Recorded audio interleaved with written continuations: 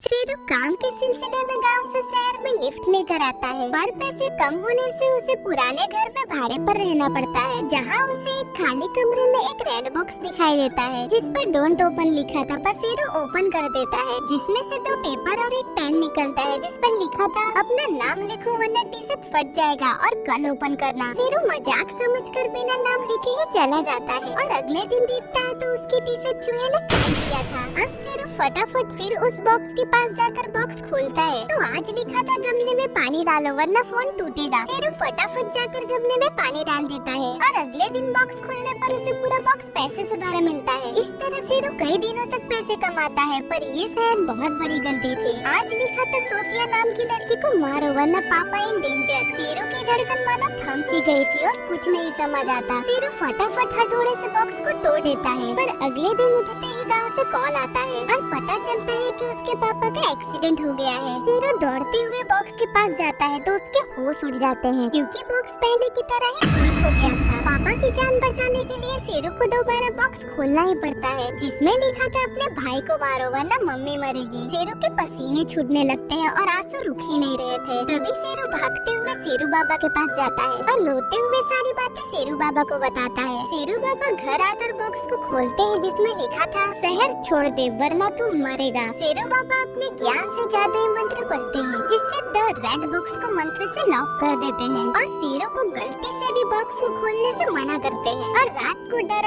में शेरू बेडरूम में सो जाता है। पर अचानक शेरू रात को मानो किसी के वश में होकर अपने आप चलने लगता है और जाकर रेड बॉक्स को ओपन कर देता है। शेरू रोते हुए शेरू बाबा को फोन लगाता है, तब पता चलता है शेरू बाबा का घर गिरने से थोड़ी ही देर पहले मौत हो गई। शेरू को कुछ समझ नहीं आता और पागलों की तरह अपना बाल नोचने लगता है और तभी शेरू को बॉक्स के पास एक पेपर पड़ा दिखाई देता है जिसमें लिखा था रोज बॉक्स खोलना पड़ेगा वरना सब मरेंगे। शेरू को कुछ समझ नहीं आता और रोते हुए किचन में जाता है और बेचारा चाकू से खुद को ही मारने जा रहा था, पर अचानक वो डिसाइड करता है कि वो अपने मम्मी को बचाएगा और शेरू चीखते हुए शहर के रोड पर दौड़ने लगता है और तभी उसे वहीं से आता हुआ लोमरू दिखाई देता है। शेरू रोते हुए फुटपाथ पर पड़ी लकड़ी को उठाता है और पूरी ताकत लगाकर जोर से फेंकता है और सीधा लोमरू को लगता है और लोमरू गिर जाता है। शेरू जल्दी से रोते हुए लोमरू के स्कूटर को उठाता है और स्कूटर को फुल स्पीड में रोड पर भगाने लगता है जिससे कुछ समय में ही गांव के पास पहुंच जाता है, पर कंकड़ वाले रोड की वजह से स्कूटर का टायर फिसल जाता है और शेरू बहुत बुरी तरह रोड पर गिर जाता है। तभी बारिश होने के साथ शेरू बेहोश हो जाता है। थोड़ी देर में ही चिट्टू बाबा शेरू को ले जाते हुए दिखाई देते हैं और अपने आश्रम में जाकर बारिश में उसका इलाज करते हैं। कुछ देर में शेरू को होश आते ही चीखने लगता है। तब चिट्टू बाबा शेरू को सब कुछ बताते हैं कि शेरू बाबा ने मुझे कॉल करके रेड बॉक्स के बारे में बताया था और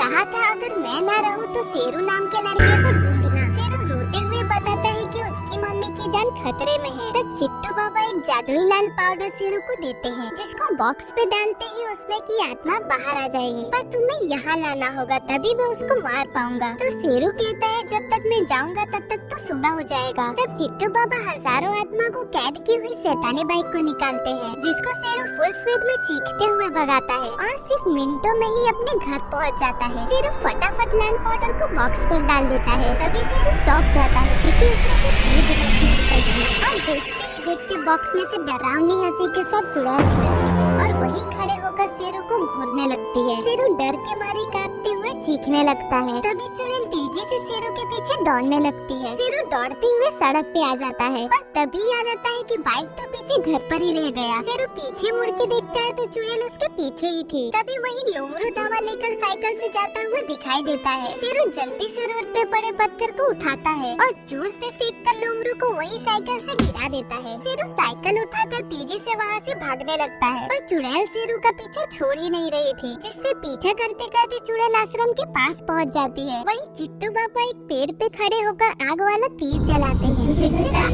कैद हो जाती है, पर फिर भी वो हंसती रहती है और देखते ही देखते आग के घेरे को हवा में उठा लेती है और अपने पीछे आग के घेरे को ले जाती है। तभी हाथ फैलाते ही पूरा आग उछले होकर गाँव को जला देती है, जो देख कर तो चिट्टू बाबा के होश उड़ जाते हैं। चिट्टू बाबा चिल्ला कर छुपने को बोलते हैं क्योंकि वो कहीं से भी हमला कर सकती है और बाबा चीखते हुए चुड़ैल की तरफ दौड़ते हैं और उछल कर चुड़ैल को एक जोरदार पंच मारते हैं पर भागते हुए जाकर एक घर में छुप जाते हैं। तभी चुड़ैल दीवार तोड़कर घर में घुस जाती है और अचानक चिट्टू बाबा उछलकर पूरी ताकत से पंच मारते हैं, जिससे चुड़ैल दीवार तोड़ते हुए बाहर निकल जाती है और हवा में चीखते हुए दूर फेंका जाती है और धड़ाम से टकराकर रुकती है। तभी चिट्टू बाबा शेरू को कुछ इशारा करते हैं, जो देखकर शेरू डर के मारे टेंशन में आ जाता है। और तभी चुड़ैल उठकर हाथों से जादू करती है और अचानक एक बड़ा सा पेड़ बाबा के ऊपर गिर जाता है, जिससे बेचारे चिट्टू बाबा वहीं दफन हो जाते हैं। और चुड़ैल हर घर में अब शेरू को ढूंढने लगती है। तभी शेरू एक बोतल पर पीला पाउडर छिड़कता दिखाई देता है। असल में चिट्टू बाबा ने देकर बोला था कोई चारा ना बचे तभी इस्तेमाल करना, क्योंकि इसका परिणाम बहुत बुरा भी हो सकता है। इससे चुड़ैल कैद होने के लिए बोतल में खिंचाने लगती है, पर अचानक चुड़ैल